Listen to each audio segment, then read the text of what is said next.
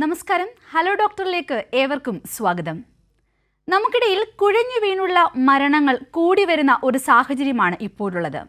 പലപ്പോഴും പെട്ടെന്നാണ് ഇത്തരം ഒരു സാഹചര്യം നമുക്കിടയിൽ ഉണ്ടാവുക. ആ സമയം കുഴഞ്ഞു വീണയാൾക്ക് നൽകേണ്ട പ്രാഥമിക ചികിത്സയെക്കുറിച്ചാണ് ഇന്ന് ഹലോ ഡോക്ടർ സംസാരിക്കുന്നത്. നമുക്കൊപ്പമുള്ളത് കോട്ടയം ഗവൺമെന്റ് മെഡിക്കൽ കോളേജിലെ കാർഡിയോളജി വിഭാഗം അസോസിയേറ്റ് പ്രൊഫസർ ഡോക്ടർ വി സുധാകുമാരിയാണ്.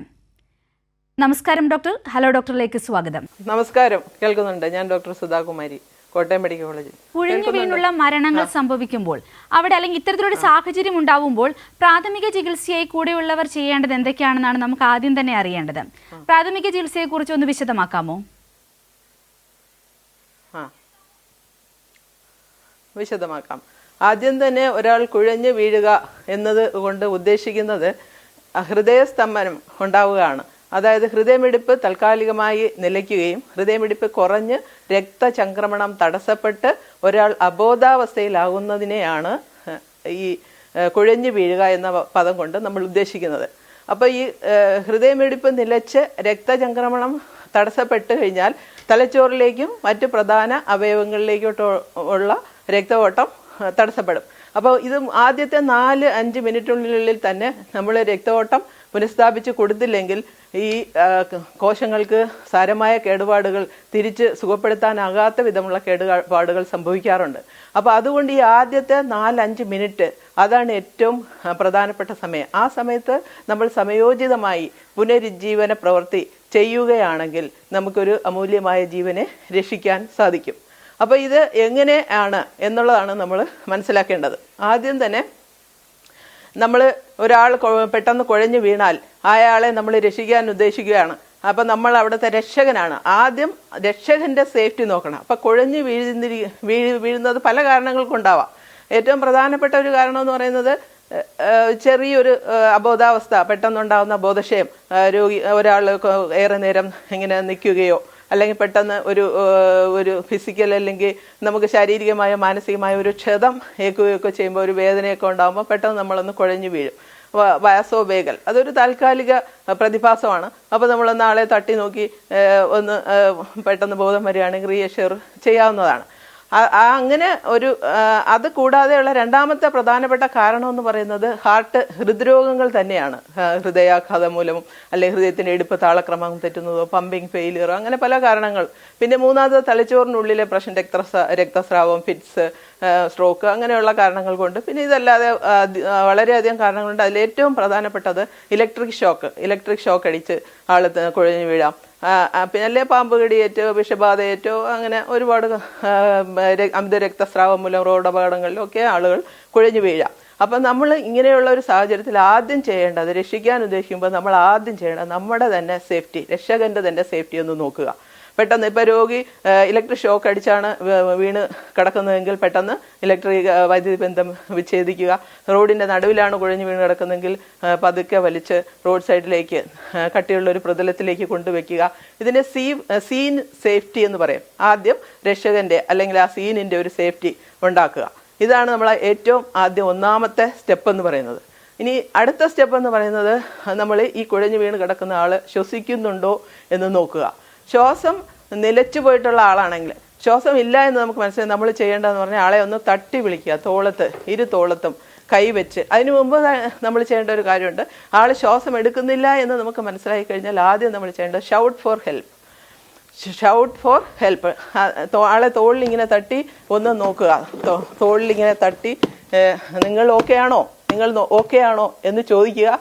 അപ്പോൾ ആൾ അനങ്ങുന്നില്ല, ശ്വാസം നിലച്ചു പോയതായി നമ്മൾ ശ്വസിക്കുന്നുണ്ടോ എന്ന് നോക്കി നെഞ്ചനങ്ങുന്നില്ല എന്ന് നമുക്ക് മനസ്സിലായാൽ ഉടൻ നമ്മൾ ചെയ്യേണ്ടത് ഷൗട്ട് ഫോർ ഹെൽപ്പ്. നമ്മൾ ആരെങ്കിലും ഓടി വരണേ എന്ന് ഉറക്കെ വിളിക്കുക. 108 ആംബുലൻസിന് വേണ്ടി വിളിക്കുക. ആളെ ആശുപത്രിയിൽ എത്തിക്കണം, ആംബുലൻസ് വരണം. അതുവരെയുള്ള സമയം നമ്മൾ ചെയ്യേണ്ടത്, ഇമ്മീഡിയറ്റ് ആയിട്ട് ചെയ്യേണ്ട പ്രവൃത്തിയാണ് ഈ പുനരുജ്ജീവന പ്രക്രിയ.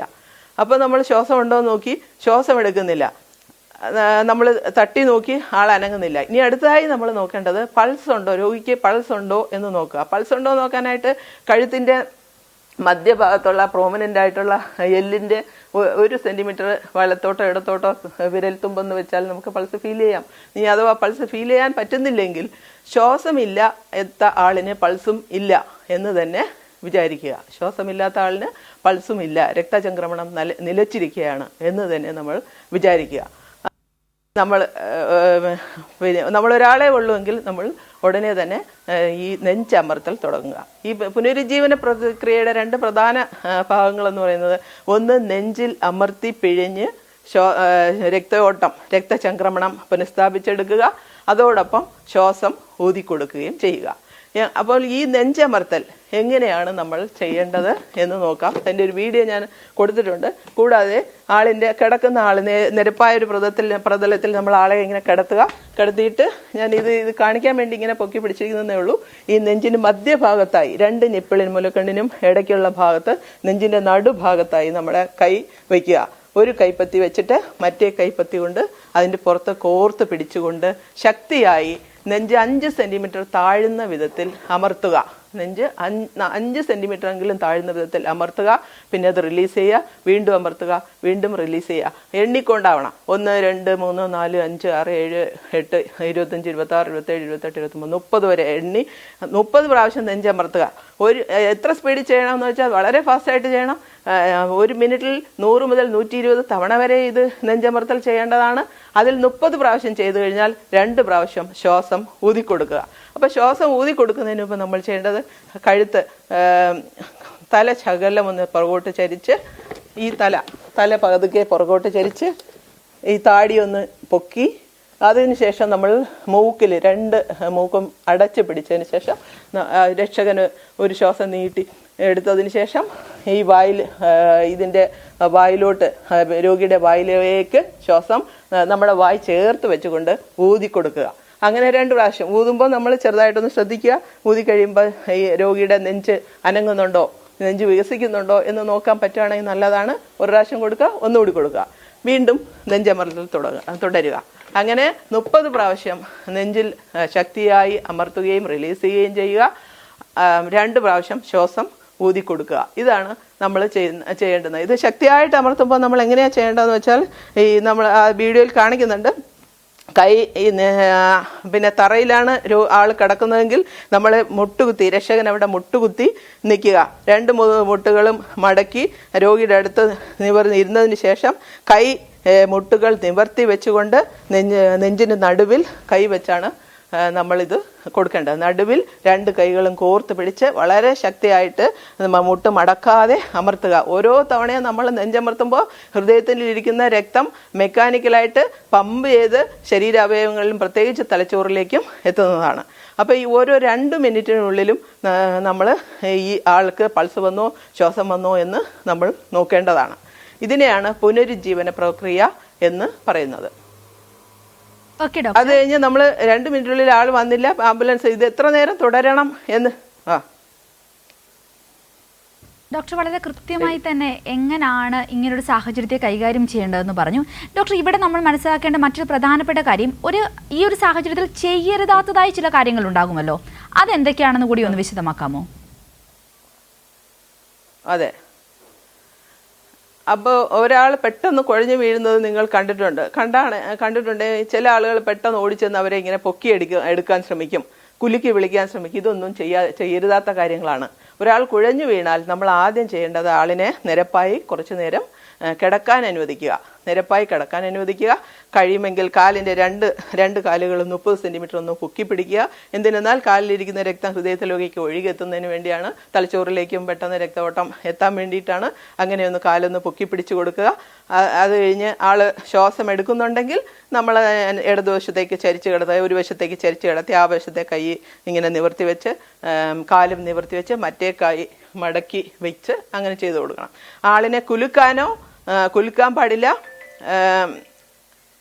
വെള്ളം കൊടുക്കാനോ അങ്ങനെ കുലുക്കാനോ ഒന്നും പെട്ടെന്ന് എണീപ്പിക്കാനോ പാടില്ല. ഡോക്ടർ, എങ്ങനെയായിരിക്കണം രോഗിയെ ആശുപത്രിയിൽ എത്തിക്കേണ്ടത്? അതും വളരെ പ്രധാനപ്പെട്ട ഒരു കാര്യം തന്നെയാണല്ലോ. രോഗിയെ ആശുപത്രിയിലേക്ക് എത്തിക്കുമ്പോൾ ശ്രദ്ധിക്കേണ്ട കാര്യങ്ങൾ എന്തൊക്കെയാണ്? അതെ, ആശുപത്രിയിലേക്ക് എത്തിക്കാൻ നമ്മൾ ആദ്യം തന്നെ പറഞ്ഞു. നമ്മൾ ഇയാൾ അനക്കമില്ല, ശ്വാസമില്ലാതെ കിടക്കുന്ന ആളിന് വേണ്ടി നമ്മൾ ആംബുലൻസ് വിളിച്ചിട്ടാണ് ഈ പ്രവർത്തനം തുടങ്ങുന്നത്. അതുപോലെ തന്നെ ആരെങ്കിലും ഓടി വരണേ എന്ന് ഹെൽപ്പിന് വേണ്ടിയും അലറിക്കൊണ്ടാണ് നമ്മൾ ഈ പ്രവൃത്തി തുടങ്ങുന്നത്. അപ്പോൾ ആരെങ്കിലും അടുത്തുണ്ടെങ്കിൽ ആളുകൾ വന്നിരിക്കും. അപ്പോൾ ഒരാളിനെ കൂടി കിട്ടിയാൽ നമുക്ക് CPR ചെയ്യാൻ വളരെ എളുപ്പമാണ്. പിന്നെ ആളെ എങ്ങനെയാണ് നമ്മൾ വാഹനത്തിലേക്ക് മാറ്റേണ്ടതെന്ന് വെച്ചാൽ, ഹൃദയമിടിപ്പ് നിലച്ച രോഗിയാണ് നമ്മൾ പതുക്കെ സ്ലോലി ആൻഡ് ഫേമിലി ആവശ്യത്തിന് പ്രഷർ കൊടുത്തുകൊണ്ട് എന്നാൽ പതുക്കെ നേർരേഖയിലൂടെ വലിച്ച് വണ്ടിയിലേക്ക് കൊണ്ടുപോകുക. നമ്മൾ ഒറ്റയ്ക്ക് 1-2 പേരെ വീഴുള്ളൂ, വീട്ടിലെ സാഹചര്യമാണെങ്കിൽ പെട്ടെന്ന് വണ്ടിയിലേക്ക് എടുത്ത് കടത്തുക. വാഹനത്തിൽ ഇരുന്നും നിങ്ങൾക്ക് നെഞ്ചമർത്തലും ശ്വാസം ഊതിക്കൊടുക്കലും തുടരാവുന്നതാണ്. ഹലോ ഡോക്ടർ, തുടരാം. ഡോക്ടർ, നമ്മൾ സംസാരിച്ചുകൊണ്ടിരുന്നത് കുഴഞ്ഞു വീണ ഒരാളെ ഹോസ്പിറ്റലിലേക്ക് മാറ്റുന്നതിനെ കുറിച്ചായിരുന്നു.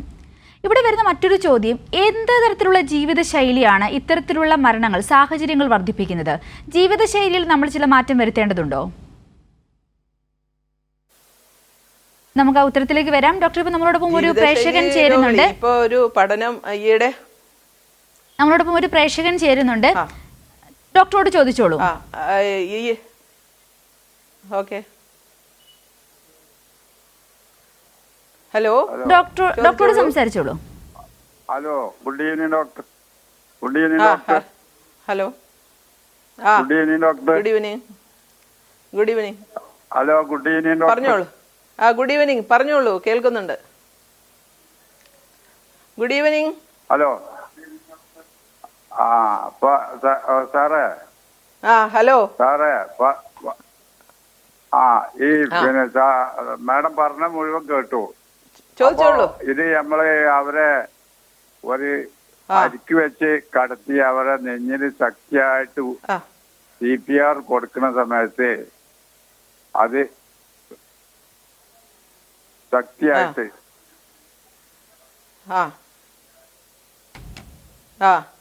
ശക്തിയായി നെഞ്ചമർത്തി കൊടുക്കുക. ശക്തിയായി മിനിറ്റിൽ 100 തവണ വരെ കൊടുക്കേണ്ടതുണ്ട്. അപ്പൊ അതിനുവേണ്ടി മുട്ടു കുത്തി നിന്ന് കൈ, നമ്മുടെ രക്ഷകന്റെ കൈമുട്ടുകൾ നിവർത്തി പിടിച്ച് പേഷ്യന്റ് ആണെങ്കിൽ എന്ത് സാധാരണഗതിയിൽ ഹലോ അവര് മരണപ്പെട്ടു പോയാൽ ഹലോ ഹലോ അവര് ബാക്കിയാകാതെ മരണപ്പെട്ടു നെഞ്ഞമർത്തിയത് കൊണ്ടാണ് എന്നുള്ളത് ബന്ധുക്കാര് പറയില്ലേ? അറിയാത്ത ബന്ധുക്കാര് ഇതിന്റെ ഇല്ല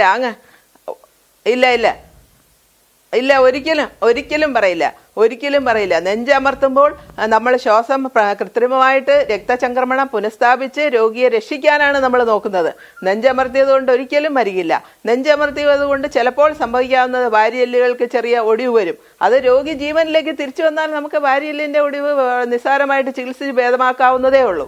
അതുകൊണ്ട് നിങ്ങൾ എപ്പോഴെങ്കിലും ഒരാൾ പെട്ടെന്ന് കുഴഞ്ഞു വീണാൽ നിങ്ങൾ തീർച്ചയായും ഇത് ചെയ്യണം. മറ്റുള്ള രാജ്യങ്ങളിലൊക്കെ ഇത് കുട്ടികളെ തന്നെ പഠിപ്പിക്കുന്നുണ്ട്. നമ്മുടെ കടമയാണ് ഒരു ജീവനെ രക്ഷിക്കാൻ. കുഴഞ്ഞു വീണാൽ ആദ്യത്തെ 5 മിനിറ്റിനുള്ളിൽ ഇത് ചെയ്തിട്ടേ കാര്യമുള്ളൂ. അതുകൊണ്ട് ആരും നിങ്ങളെ ഒന്നും പറയില്ല. ധൈര്യമായിട്ട് CPR കൊടുത്തോളൂ. ഓക്കെ, വളരെ വ്യക്തമായിട്ട് പ്രേക്ഷകന് മനസ്സിലായിട്ടുണ്ടാകുമെന്ന് വിശ്വസിക്കുന്നു.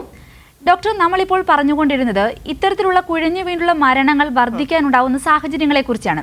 നമ്മുടെ ഇന്നത്തെ ഒരു ജീവിതശൈലി അതിലൂടെ കാരണമായി തീരുന്നുണ്ടോ? എന്തുകൊണ്ടായിരിക്കാം നമ്മുടെ സാഹചര്യത്തിൽ കുഴഞ്ഞു വീണ്ടുള്ള മരണങ്ങൾ വർദ്ധിക്കുന്നത്?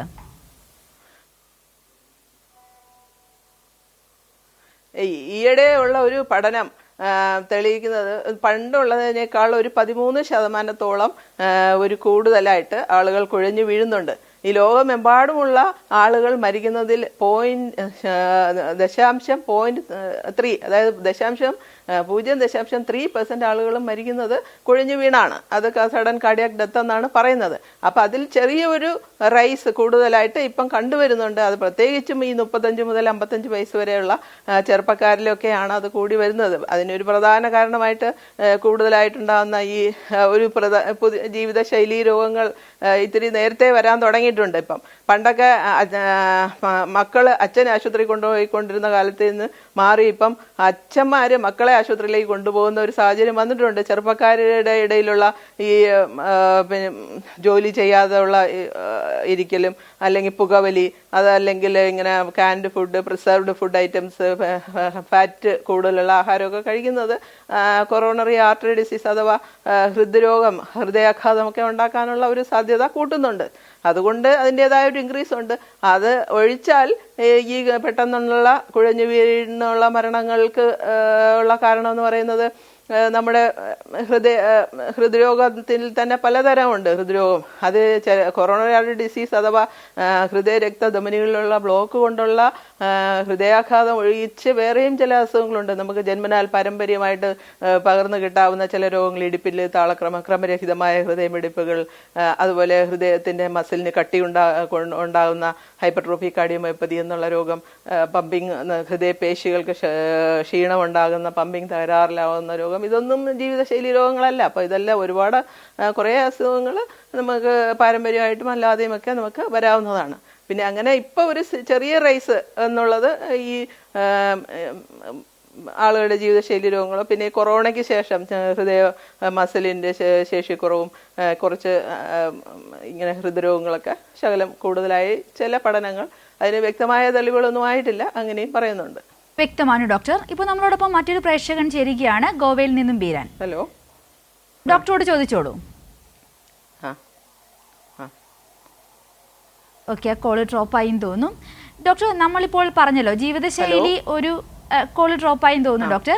ഇപ്പം നമുക്കിവിടെ ജീവിതശൈലിയും ഒരു കാരണമാണെന്ന് ഡോക്ടർ പറഞ്ഞല്ലോ. പലപ്പോഴും ജീവിതശൈലിയുടെ പ്രശ്നമായിട്ട് എല്ലാവരും ചിന്തിക്കുന്നത് എക്സസൈസിന്റെ കുറവാണെന്നാണ്. പക്ഷെ നമ്മൾ ഈ ഒരു കഴിഞ്ഞ കുറെ നാളത്തെ വാർത്തകൾ നോക്കുകയാണെങ്കിൽ ജിമ്മിൽ എക്സസൈസിനിടെ കുഴഞ്ഞു വീണുള്ള മരണങ്ങൾ ശ്രദ്ധയിൽപ്പെട്ടിട്ടുണ്ട്. അമിതമായ എക്സസൈസ് ചെയ്യുന്നതും കുഴഞ്ഞു വീണുള്ള മരണങ്ങൾക്ക് കാരണമായി തീരാറുണ്ടോ? അതെ,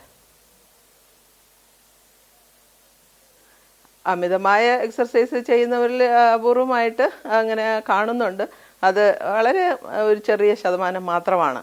പക്ഷേ റെഗുലറായിട്ട് എക്സർസൈസ് ചെയ്തുകൊണ്ടിരിക്കുന്നവർക്ക്, കൃത്യതയോടുകൂടി ചെയ്യുന്നവർക്ക് അത് ഉണ്ടാവണമെന്നില്ല. അപ്പം ഇങ്ങനെ അമിതമായിട്ട് എക്സർസൈസ് ചെയ്യുന്നവർക്ക് ബേസ് ലൈനായിട്ട് എന്തെങ്കിലും ഹൃദ്രോഗങ്ങളുണ്ടോ എന്ന് നമ്മൾ നേരത്തെ ഒന്ന് പരിശോധിച്ച് നോക്കേണ്ടത് ആവശ്യമാണ്. അതുകൊണ്ടാണോ അവർ ആ സമയത്ത് കുഴഞ്ഞു വീണത് എന്നുള്ളത് അറിയുന്നതിന് വേണ്ടിയിട്ട്. പിന്നെ കടുത്ത എക്സർസൈസ് ചെയ്യുന്ന അത്ലറ്റ്സ്, സ്ഥിരമായിട്ട് നമ്മൾ ജോലി ചെയ്യുന്നവർക്ക് ഹൃദയത്തിൻ്റെ ഇടിപ്പ് കുറച്ച് കുറഞ്ഞു കാണും, കുറച്ച് കുറവായിരിക്കും. ഇവരിൽ ഒരു ചെറിയ ശതമാനത്തിന് പെട്ടെന്ന് സഡൻ കാർഡിയാക് ഡെത്ത് ബുക്കുകളിൽ എക്സ്പ്ലെയിൻ ചെയ്യുന്നുണ്ട് അപൂർവമായിട്ട്. പ്രത്യേകിച്ച് ഒരു ഹൃദ്രോഗവും ഇല്ലാത്തവർക്ക് കൂടിയും ഇങ്ങനെ അമിതമായി എക്സർസൈസ് ചെയ്യുന്ന ചെറിയൊരു വിഭാഗത്തിന് ഇങ്ങനെ സഡൻ കാർഡിയാക് ഡെത്ത് പറയപ്പെടുന്നു. ഓക്കെ ഡോക്ടർ, നമ്മളോടൊപ്പം പ്രേക്ഷകൻ ചേരുകയാണ്, ഗോവയിൽ നിന്നും ബീരാനാണ് ചേരുന്നത്. ഹലോ, ഡോക്ടറോട് ചോദിച്ചോളൂ.